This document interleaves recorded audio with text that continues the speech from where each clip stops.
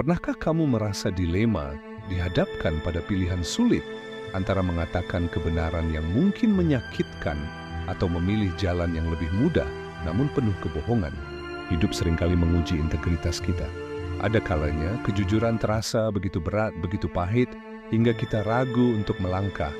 Namun tahukah kamu bahwa di balik kepahitan itu tersimpan kekuatan luar biasa yang dapat menguatkan iman dan mengubah segalanya? Di video ini kita akan menyelami 5 kisah inspiratif yang akan membuka mata dan hatimu. Kisah-kisah tentang keberanian, integritas, dan kekuatan iman yang terpancar dari kejujuran. Mereka mungkin hanyalah cerita sederhana, namun memiliki pesan mendalam yang akan menuntun kita untuk tidak takut berkata benar, bahkan saat kebenaran itu terasa getir. Siapkan dirimu, karena setelah mendengarkan cerita-cerita ini, kamu akan menemukan kekuatan baru untuk selalu memilih jalan kejujuran. Mari kita mulai. Di sebuah kerajaan yang permai, seorang raja yang bijaksana mulai resah. Usianya senja, namun ia belum memiliki penerus. Ia tidak mencari yang terkuat atau terpintar, melainkan yang paling jujur hatinya. Maka ia mengumumkan sebuah sayembara unik. Semua pemuda di penjuru negeri dipanggil ke istana dan masing-masing diberi satu benih tanaman. Bawalah benih ini, titah sang raja, rawatlah selama setahun. Siapa yang berhasil menumbuhkan tanaman terindah, dialah yang akan menjadi ahli warisku. Di antara para pemuda itu ada seorang bernama Zaid yang dikenal karena ketulusannya. Ia menanam benih itu di pot terbaik, menyiraminya setiap pagi, dan menempatkannya di bawah sinar mentari yang hangat. Namun hari berganti minggu dan minggu berganti bulan, potnya tetap kosong. Ia melihat tanaman para pemuda lain mulai bertunas dan tumbuh subur, sementara ia hanya menatap tanah yang bisu. Rasa malu dan gagal menyelimutinya, tetapi ia tetap merawat pot kosong itu dengan setia. Setahun kemudian, tibalah hari penentuan. Istana dipenuhi pemuda dengan pot-pot berisi bunga aneka warna yang luar biasa indahnya. Zaid berjalan gemetar di antara mereka, memeluk potnya yang kosong. Di hadapan raja, dengan kepala tertunduk, ia mengaku, "Paduka saya telah gagal." Sang raja menatap Zaid, lalu memandang lautan bunga di sekelilingnya. Ia tersenyum, lalu mengangkat suaranya. "Setahun yang lalu, aku memberikan kalian semua benih yang telah direbus. Benih itu tidak akan pernah bisa tumbuh," ungkapnya. Aku melihat banyak bunga indah hari ini, yang berarti kalian telah menukar benih dariku." Hanya Zaid yang memiliki kejujuran dan keberanian untuk membawa kembali pot kosongnya. Ia pun menunjuk Zaid sebagai penerusnya. Siapa yang pernah jujur tapi malah dimarahi? Cerita di kolom komentar ya. Rico, seorang akuntan baru yang penuh semangat, sedang lembur sendirian di kantor yang sunyi. Saat meneliti laporan keuangan, matanya terpaku pada sebuah kejanggalan, selisih dana perusahaan yang nilainya sangat besar. Jantungnya berdebar kencang. Di satu sisi, ia teringat wajah tunangannya dan impian mereka untuk menikah yang terhalang biaya. Di sisi lain, angka di layar itu terasa seperti sebuah pengkhianatan besar. Tiba-tiba Pak Budi, seniornya yang disegani, menepuk bahunya. "Kerja bagus, Rico," katanya sambil meletakkan amplop coklat tebal di mejanya. "Anggap ini bonus loyalitas. Ada hal-hal yang lebih baik dilupakan demi kebaikan semua." Pak Budi tersenyum penuh arti, meninggalkan Rico yang membeku di kursinya. Malam itu, amplop tebal itu seolah membakar meja di kamarnya. Rico tidak bisa tidur. Ia membayangkan pesta pernikahannya yang indah, namun bayangan itu langsung digantikan oleh rasa bersalah yang menyesakkan. Ia teringat pesan ayahnya, kejujuran adalah satu-satunya harta yang tidak akan pernah hilang. Keesokan paginya, dengan langkah mantap, Rico masuk ke ruangan Pak Budi. Dia meletakkan kembali amplop itu di meja. "Terima kasih Pak, tapi saya tidak bisa. Saya akan melaporkan temuan saya, dan saya siap menerima risikonya." Pak Budi menatapnya lama, lalu tersenyum lebar. "Aku bukan ingin memecatmu, Rico," katanya. Pria itu mengungkapkan identitas aslinya, pemilik perusahaan yang sedang mencari calon pemimpin baru. Selisih dana itu hanyalah ujian integritas. Perusahaan ini butuh pemimpin yang tidak bisa dibeli. Rezeki yang berkah tidak akan tertukar dan tidak akan datang dari jalan yang haram.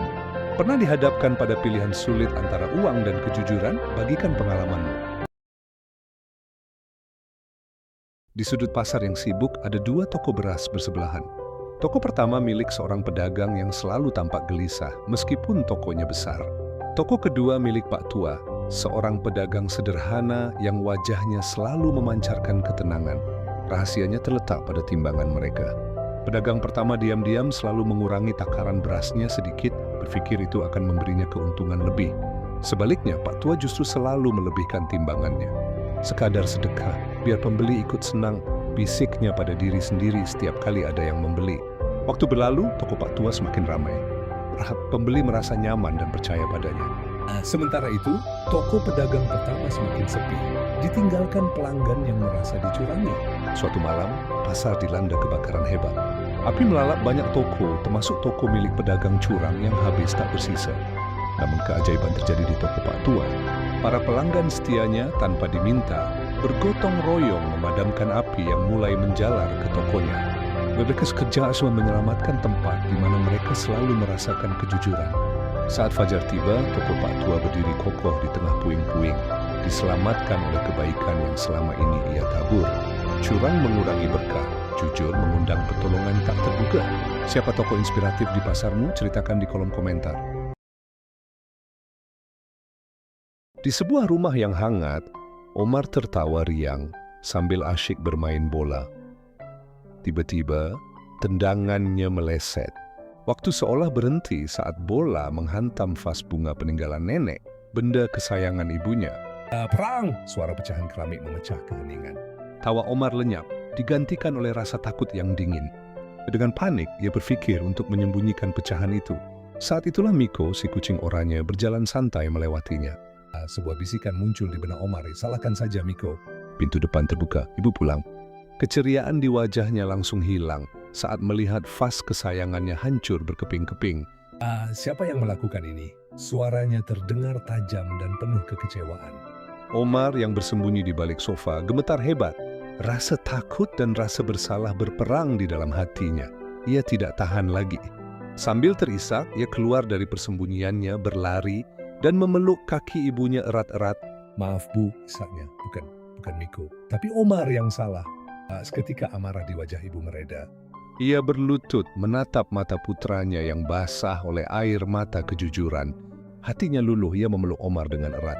Shh, tidak apa-apa sayang, bisiknya lembut. Terima kasih sudah berani jujur. Keberanianmu jauh lebih berharga bagi Iba. Pernah jujur tapi malah takut dimarahi.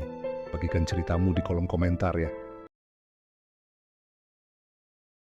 Ada sebuah perumpamaan kuno, pilihlah temanmu dengan bijak.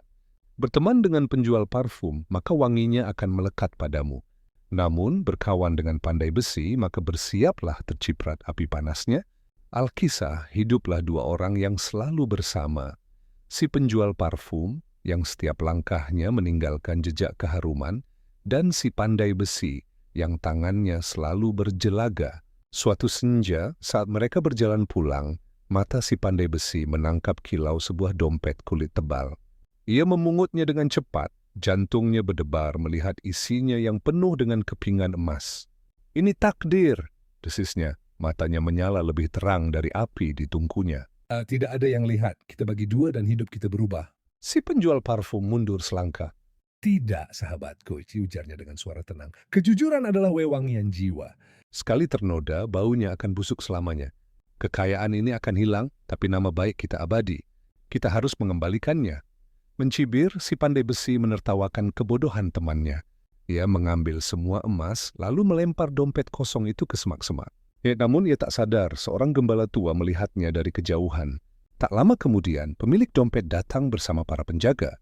Sang gembala menunjuk lurus ke arah si pandai besi. Api keserakahannya telah membakarnya hingga menjadi abu. Si pandai besi berakhir dalam aib. Sementara si penjual parfum pulang dengan hati yang lapang dan nama yang tetap harum. Pernahkah seorang teman mengajakmu berbuat salah? Ceritakan di kolom komentar.